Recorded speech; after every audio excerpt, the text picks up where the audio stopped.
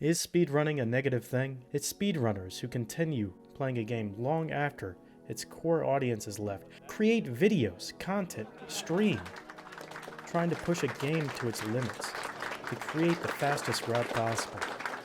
So Ganondorf's dead now. we bypassed needing the light arrows. A technique called momentum charging completely broke the routing of Doom Eternal. Accelerated backwards hopping created mind-blowing movement-based speedruns in Source Engine games.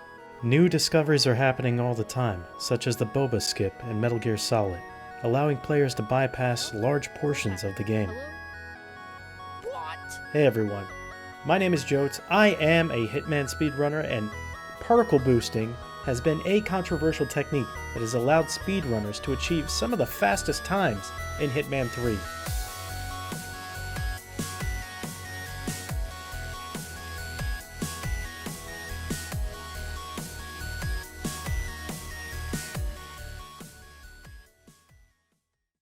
I assume most people watching this video don't know much about the history of particle boosting in Hitman 3, how J8 was the first person to use the technique by throwing a statue bust against a chair, allowing him to climb over a balustrade to cut the Paris level time down to 28 seconds, or how Winod took this knowledge to place particles on top of a briefcase, allowing him to boundary break over a railing, or how I used an explosive to boost those particles up in the air, carrying the player over a parapet to cut the level time and scale almost in half.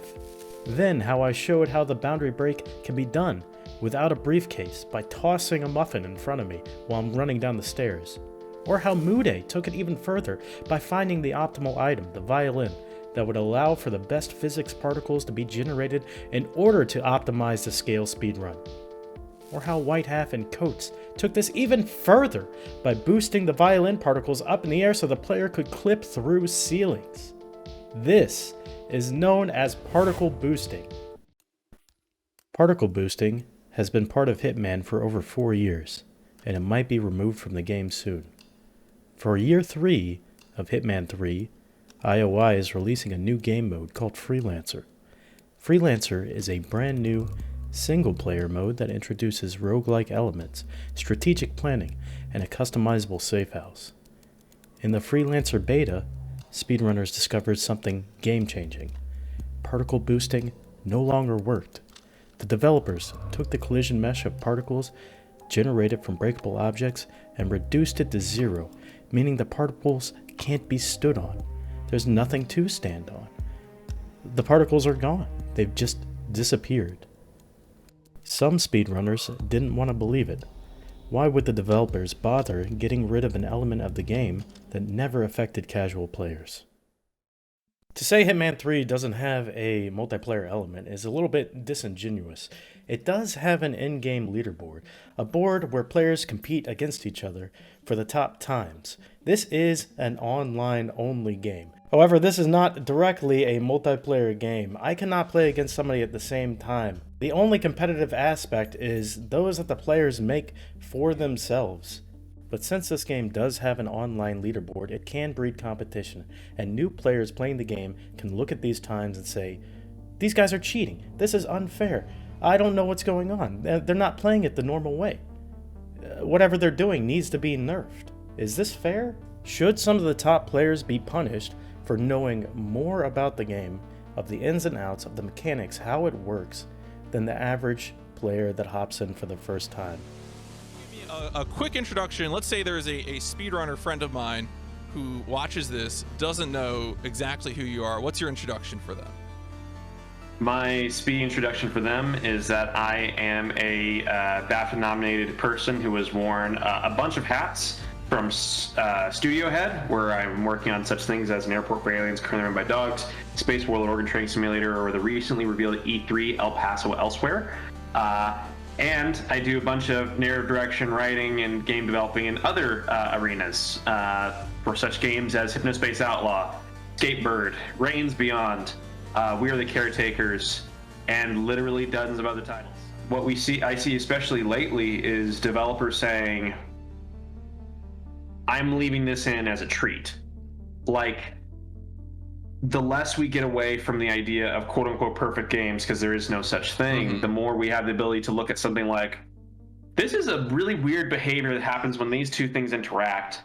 If I don't take this out, this gives someone, it's basically a conversation.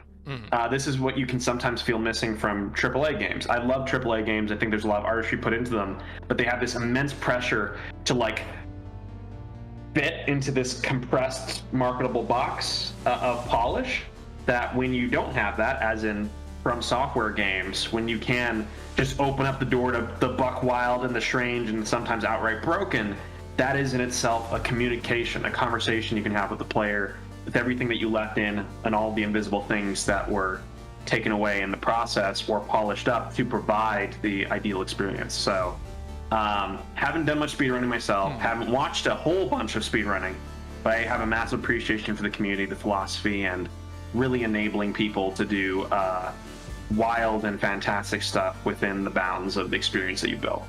Enabling people to do wild and fantastic stuff. I'm going to ask you a question. When you see these runs, do you see a broken mess of a game? Do you see something that needs to be fixed? The developers actually watched these speedruns on the IGN Dev Reacts channel, and they were amazed. They were shocked.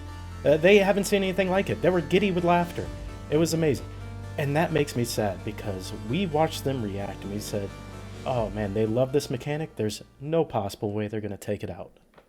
Coming up the stairs now. Yeah. And he comes out. Oh. Muffin. He used the muffin trick. Oh, the muffin trick, yeah. Ah, that's crazy. Oh, man. But like memorizing all the loops, like doing all that stuff, like being like, oh, if I just time it like that, is so cool, man. And we're here to react.